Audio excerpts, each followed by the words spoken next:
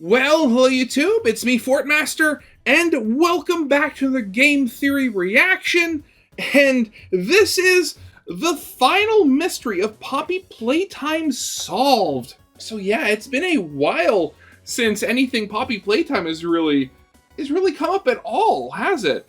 I mean, it wasn't that long ago, it was like, what, a week or two ago that the teaser trailer for Chapter 5 dropped? At least I think, am I misremembering that? Honestly, it doesn't matter. But yeah, I haven't heard anything new about Poppy Playtime really at all since that teaser dropped. Like, there's been like no new ARGs that I've heard of. And of course, you know, the teaser trailer being the teaser trailer really didn't show that much at all. So besides, you know, the whole number 5 being gloopy and made of flesh, there's obviously some sort of really weird and disturbing experiment going to be, you know, happening in the basement. And, you know, especially with the cliffhanger of Chapter 4 where you have Huggy, you know, alive and, well, I mean, not well, but, you know, alive and in one piece, more or less. Yeah, banging at the door. Yeah, I can tell you that Chapter 5 is going to start off with a bang. So yeah, might as well get this started and see what Game Theory has to say on the subject. So of course, as always, original videos linked in the description if you haven't seen it yet for some reason. Corner video lead to my film theory reaction. And if you like this video or any other video that I make, I'd very much appreciate it if you gave the video a like and subscribe to my channel, because almost 3/4 of the people that watch my videos aren't subscribed, and I'd very much like that to change, because at this point, I just want to see how close to 7,000 subscribers I can get before the end of the year. But yeah, with all that out of the way, let's get this thing started then, shall we? Poppy's Chapter 5 teaser is here, and the mysteries it holds for the upcoming chapter can all be solved thanks to one thing. Fortnite? Hello, Internet! Oh god, right, wait, was Huggy Wuggy and stuff added to Fortnite? Or was that just like a fever dream I had? Welcome to Game Theory, the show that is determined to uncover the secret of the ooze. Not the Ninja Turtle kind, mind you, the Poppy Playtime kind. Because after a lot of radio silence, we've got on our first glimpse for Poppy Playtime Chapter 5. At the end of Chapter 4, we were abandoned by Poppy. We got split up from Kissy Missy, and we ended up locked inside the lab, surrounded by poppy flowers and a broken, yet still terrifying Huggy Wuggy. We've been told that this is the domain of the prototype, the big bad of Poppy Playtime. So naturally, the hype for this next chapter has been real, and thankfully, this teaser did not disappoint. The teaser begins with more shots of these anticipated labs. There are cute drawings of characters on the walls, and the equipment is brightly colored. It almost looks as like always, a children's hospital, which I guarantee you is more for appearances than to actually reflect the horrors that go on here, because we quickly start to see what look like surgical rooms filled with old dried blood, a mysterious bubbling goo covering the floors, and a cutout of Poppy burning as this mysterious goo spreads across the walls. God, what even is that? Like, looking at it, like how it spreads on the walls, it almost looks like some form of like slime mold or something. And the fact that like it's seemingly okay with being on fire, ugh. God, yeah, I mean, I have a feeling that this is going to be like a world-ending threat or something down here that's just going to be that's going to need to be burned to the ground.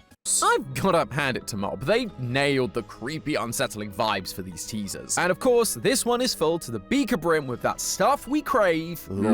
Lore, which I believe not only gives us insight into the foundations of Playtime Co.'s whole experimental process, but also might be warning us about a surprise return from a villain you wouldn't expect. So put on your lab coats or some of our new Poppy Playtime merch from Theoryverse.store, link in the description, because we've gotta head to the lab and do some research into this Poppy Playtime Chapter 5 teaser. Okay, is he talking about, you know, the potential for Mommy Longlegs coming back? Because yeah, Mommy Longlegs is in the thumbnail. But she died in Chapter 2 and her parts were taken by the prototype to assume, you know, to assumedly be used in the prototype himself. However, that works, because that's a horrifying, you know, thought to think of. But wait a second. I remember from that little, like, live-action, like, intro for Chapter 2 they had with the actual, like, Mommy Longlegs commercial, they had specific warnings and stuff like that for, you know, the elastic plastic, as it was called, like that it was very flammable to keep Mommy away from flames. I wonder if the prototype is using like mommy's elastic plastic or whatever made her as like for whatever experiments they are, and the only way to really destroy it is with fire. Again, that's rather disturbing. As I've mentioned, this facility looks more like a children's hospital than a lab. A lab is typically somewhere where scientific experiments are done. Sadly, however, as we've talked about many times before, for Playtime Co., children's hospital and scientific experiments go hand in hand. Over the previous chapters, we've learned that the orphans that come into Playtime Co.'s care are tested in the game station, tortured using the nightmare red smoke in the play care, and eventually taken away to be turned into the living toys we've encountered throughout the facility. On the operating table in one of the scenes, we can see two Huggy Wuggy mittens strewn across the lab, surrounded by blood and surgical equipment. Those are, granted, the pictures are a bit, enlarged, but man, those are actually a lot bigger than I thought. Proving that this lab is absolutely where these transformations happened, where Harley Sawyer, the mad doctor who came up with the idea for the Bigger Bodies initiative, did his finest work. What's even more concerning is that we were told in Chapter 4 that this is where the prototype is keeping the orphans who survived the mass extinction event known as the Hour of Joy. The orphans weren't killed during the Hour of Joy. They're below. In the labs. The prototype's home. Fortunately, it doesn't look like these surgeries happened recently. The blood on the floor looks old, dry, and faded. Much like the blood we've seen in previous chapters from employees killed during the Hour of Joy in 1995. Plus, we know that the prototype didn't allow Harley access to this part of the facility once the Bigger Bodies took over. That will give me labs access. That is out of the question. Fine. So it's not like he could continue experimenting on the kids even if he wanted to. But while the prototype seems like it's trying to protect the orphans, that doesn't mean there isn't any experimentation going on. I've only just noticed, how oddly designed, the prototype's hand even is. Because, obviously you look at it and it has, too many joints with really long ends. But I've only now just noticed that, that the ball joints here have weird spikes coming out the back of them. That is weird. Why is that there?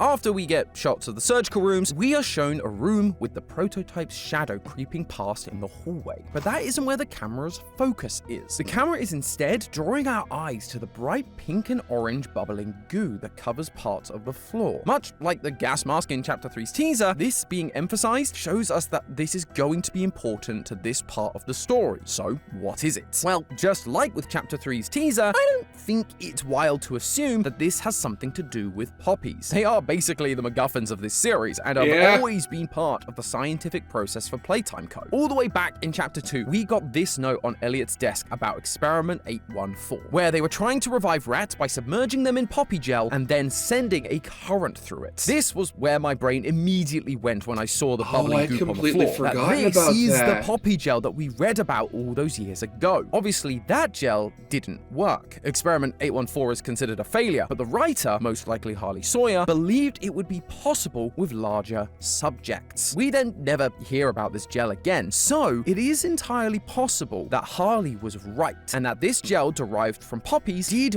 work to revive its subjects once they switched over to children, and that is therefore the gel that we are seeing on the floor here. However, something definitely feels different about it. Originally, the subject was just put into the gel, as in around the outside of them. It was more of a conductor with electricity being sent through the gel to try and bring the subject back to life, with some help from the poppy flower, of course. But now, it seems more active, bubbling on its own, which is never a good sign, and in the final scene, as well as in the thumbnail for the teaser itself, the gel seems to have these vein-like structures coming out of it, almost like it's a living thing.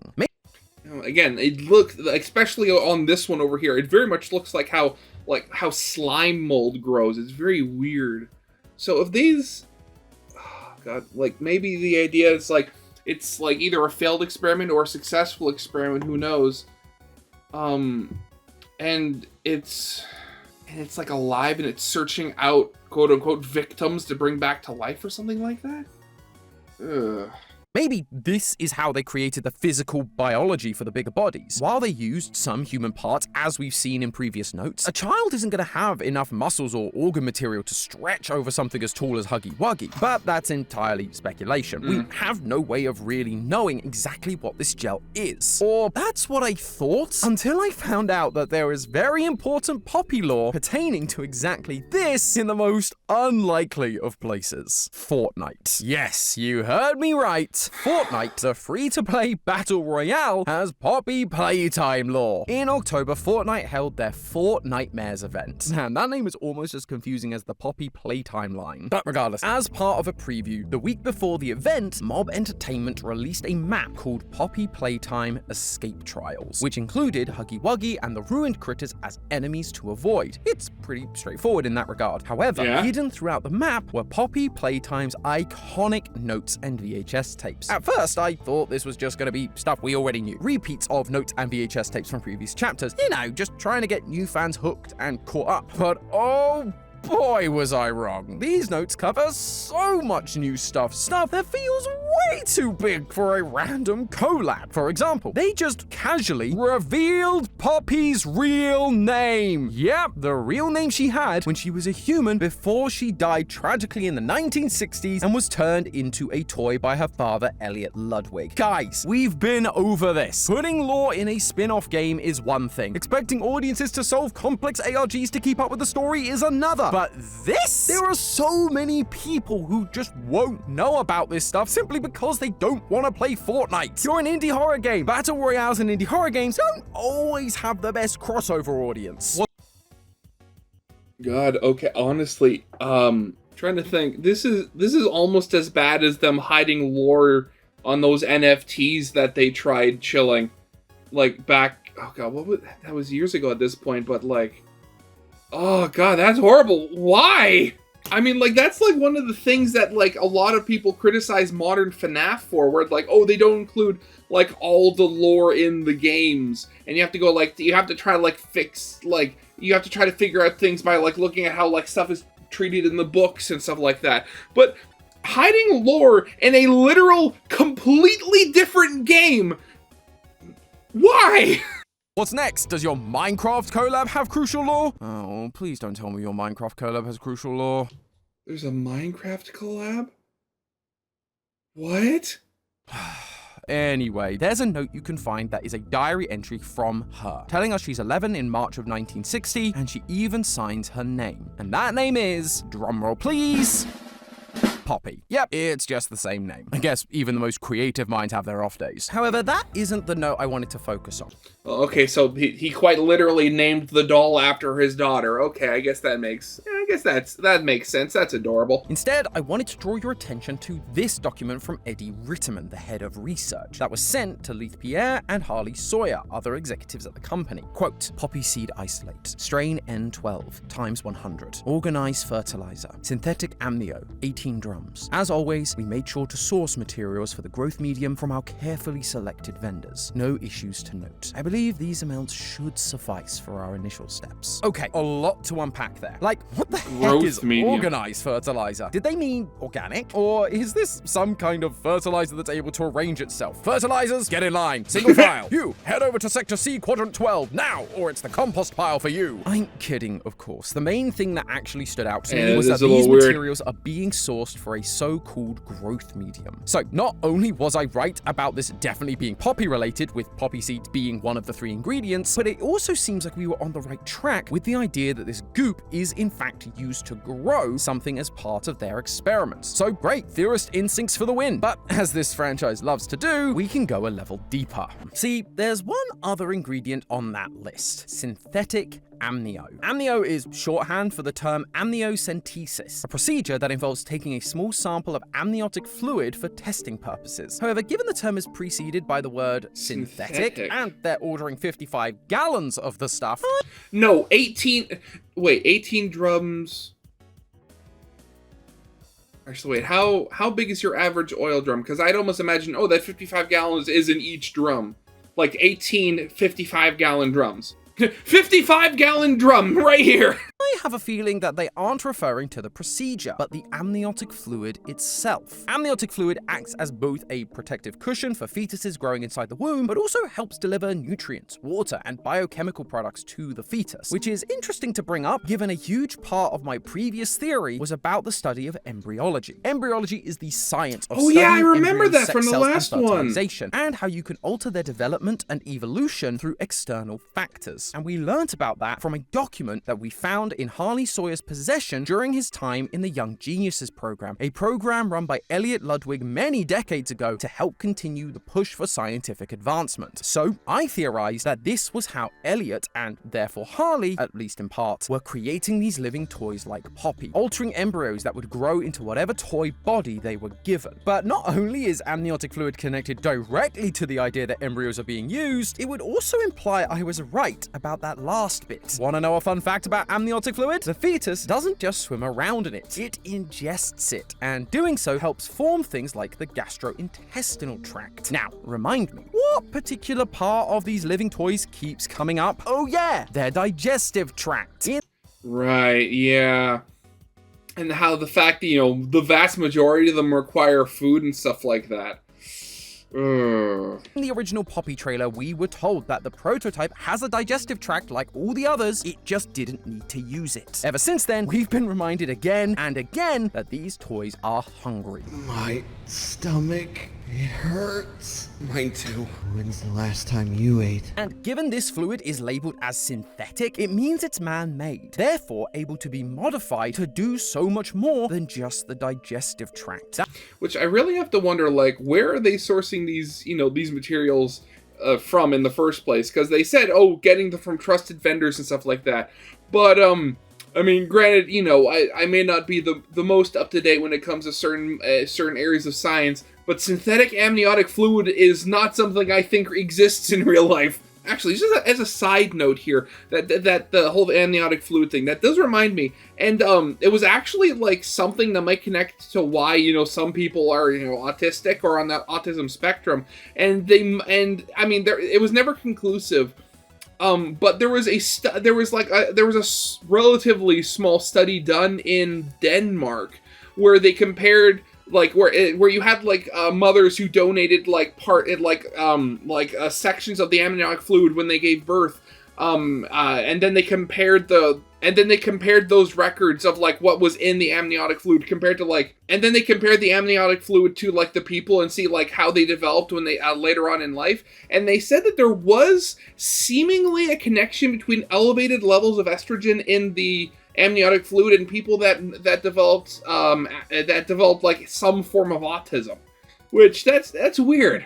That's why it's being shown with these vein-like structures going off of it. It's literally helping to grow these structures inside the toy bodies. It is a growth medium on a whole new level. But that wasn't the only big thing from this teaser. There's one very crucial detail that I've yet to mention that I'm sure everyone has been screaming at me to talk about. The flash frame right before the title card. Oh, I did not see this. A needle pulls a thread, the body writhes on the table. Is this it? Is this life? Footsteps echo off the manor floors. What do I do now? Where do I belong? The eyes glue to the screen. Transformation and rebirth. You think you know what he wants. You don't know a thing. Not yet. Ooh, okay. In this flash frame, we see a glitchy message that reads, quote, "A needle pulls a thread. The body writhes on the table. Is this it? Is this life? Footsteps echo off the manor floors. What do I do now? Where do I belong? The eyes glued to the screen. Transformation and rebirth. You think you know what he wants. You don't know anything. Not yet." To me, this is clearly talking about Poppy. Her body was writhing on the operating table as she was transformed or reborn as a toy. The writer questions questions whether this can truly even be considered life, which would make sense for someone who's literally just seen a person reanimate as a toy. Even if you were a trained scientist, this would be unlike anything you'd seen definitely. before. We theorized that Elliot may have used young scientists from the Young Geniuses program to help in Poppy's creation, which this would then align with. You then have the references to footsteps echoing off the manor floor. The only kind of manor we've seen or encountered, really, is where we originally found Poppy, which the survival logbook tells us is a replica of Elliot Ludwig's home. There's also the hallways that we walked through during chapter 3, but With we are hallucinations, hallucinating hard at this point, hearing radio broadcasts about a dead body being found on the premises of the late creator. So that also tells us that experiments were being done at his manor, or at least the first one was, the one to save his daughter. It's her footsteps that are echoing through the manor floors, unsure of who she is and, quote, where she belongs. Plus, you know, there's also the giant empty Poppy mask behind the text, with the scene originally being the Poppy cutout bursting into flames. It feels like it is supposed to be about her and her unique transformation. The first transformation. However, I want you to take a look at that last bit. You think you know what he wants. You don't know anything. Not yet. If this is from the perspective of one of the young geniuses, or even just a scientist working in the manor on Poppy's transformation, this he would then likely be implied to be Elliot Ludwig himself. He was the man in charge and was the one that wanted to push science into the future. But if that's the case, then this line could also be assigned to our big bad, the prototype. The prototype has a huge amount of knowledge about Poppy and seems to have some connection to her that goes beyond just being another toy. God, so another bit of lore that points towards the prototype being Poppy's father, Elliot Ludwig. Okay. Time to come home. Poppy. Which led me and many others to believe that the prototype isn't just another experiment, but Elliot Ludwig now turned into a toy. I actually proposed that it might be a clone of Elliot due to some timeline shenanigans, but that doesn't really matter right now. What matters is that this line about not knowing what he wants does ring very true for the prototype, especially amongst the theorist community. We've been theorizing about the prototype's plan since the very beginning of the series. For the longest what time, does he we even believed he was want? building something massive, a brand new, even bigger body. In chapter 3, we saw Catnap worshipping what appears to be a recreated version of the prototype made up of lots of broken toy parts. And in chapter 2, right before Mummy Longlegs died, she gave us these parting words. What have you done? You make me part of you! She then ends up broken on the floor and dragged away by the prototype. So naturally, this felt like a logical conclusion, especially given we see her arm on the shrine Catnap is using. But now, this teaser, it's made me go back and reconsider this idea. We're being told that we think we know what he's doing, making this bigger body out of broken toys, but in reality, we're wrong. And I'm kind of annoyed I didn't see it sooner, because right at the end of chapter 4, we got the return of the infamous Huggy Wuggy. He's a little broken and beaten up, but he's back, and from the screenshots on Steam, looks like he's once again going to be in hot pursuit of us throughout the facility. Or, medium pursuit, because it seems like he's just going to be walking slowly around at the player like he did when he first arrived in the first chapter. But if he's back, then he's been repaired, not made to be part of this bigger machine, which means he might not be the only one. So what did Mummy mean by make me a part of him? Well, I wonder if it isn't so much physically making them part of him, but mentally. With all these visuals of the growth medium Poppy gel that seem to be branching out, it reminded me a lot of plants and funguses and how they share connections through neural networks, which drew me back to the note about the poppy seed intake. My research revealed that the naming convention they used for the poppy seeds doesn't really work that way, at least not typically. In a scientific setting, you'd use its given scientific name, as all strains of poppy have different names, making them easier to identify, such as Papaver somniferum for the opium poppy. The only time you'd refer to a flower or seed with a letter-number combo like this is during experimentation contexts for things like breeding, which does make some kind of sense for this context when they need a specific strain for their experiments, but this naming convention also shows up in the world of Agrobacterium. Agrobacterium is a single-celled organism that lives in soil specifically. And there is one study I found about agrobacterium that was found in composted poppy flowers. It's called R90, which is obviously not the same as the one we've seen in the document, but it does use a letter number naming convention. I mean, Mob clearly didn't want it to be a real strain, lest they send the world into a panic when nerds like me come along and figure it out. But agrobacterium is super interesting nonetheless. They are attracted to chemicals released by plant wounds, and once they infect the plant, they multiply. But before they even find the plant, they are able to send a chemical signal to communicate with the plant to get it to release a special sticky substance that allows the agrobacterium to attach itself to it. Now, we're talking about toys, not plants, but they are made up of a strange poppy-like concoction. So, what if this poppy gel isn't just how they make the organic parts for the toys, it's also essentially a bacterium derived from the poppy flower, one that has a chemical connection to others infected with the same stuff, allowing the prototype to know exactly where they are when they're injured, as we saw with Mummy, Catnap, and Kissy, fix them up, and even control them, making them a part of him, or at least his chemical agrobacterium network. So, oh god, that means there's the potential idea that, you know, I mean, we saw Kissy Missy was very much injured when, you know, the player falls down into that poppy lab at the end of chapter 4. Does that mean there might be the chance of you having to fight off like a mind-controlled Kissy Missy as well?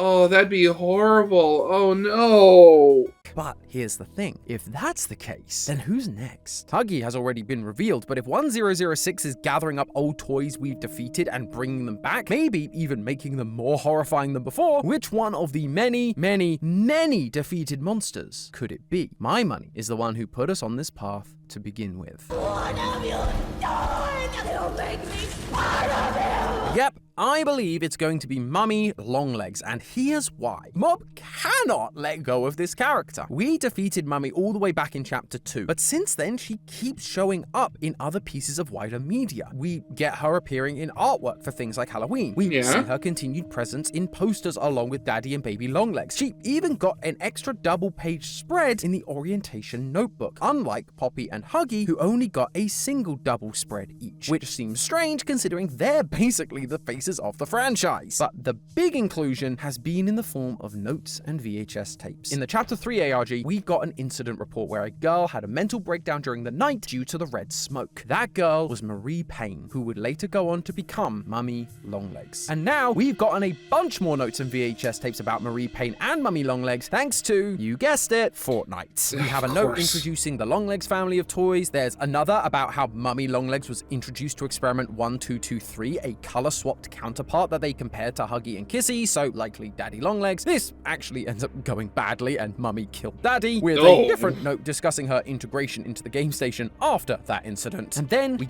Well, okay then. Yeah, man, the divorce was nasty on that one. We get a transcript of an interview Mummy does with an employee. She doesn't say much except screaming that Playtime Co. took Maria from her, which feels like she's referring to herself, Marie, and how Playtime Co. robbed her of her true identity, which kind of calls back to the ending glitch screen from the teaser. What do I do now? Where do I belong? She has literally lost her sense of identity, words that the scientists would have heard echoed throughout the halls. And finally, there are then 3 new VHS tapes interviewing an orphan about the game station. In her second interview, she references how she likes Mummy, and in her third, she recalls how Mummy said she'll take care of them and won't let anybody hurt them. As we've seen in the past, when a chapter is building up to release, Mob goes all out, putting emphasis on characters that will be important to that next chapter. We saw it with Catnap in chapter 3's teasers and ARG. We saw it with Harley Sawyer in the teasers and ARG for chapter 4. We were given more notes and audio logs about their backstory and character, but we never got that for Mummy Longlegs. However, we seem to be getting it now, right at the time Mob is ramping up for chapter 5. This amount of emphasis makes me feel pretty confident that Mummy and all this extra detail about her transformation has to be important to the story we're about to see play out in chapter 5. It could be just as simple as we're going to learn more about the operation process and understand why Mummy and Marie had such a negative reaction to the whole experience, or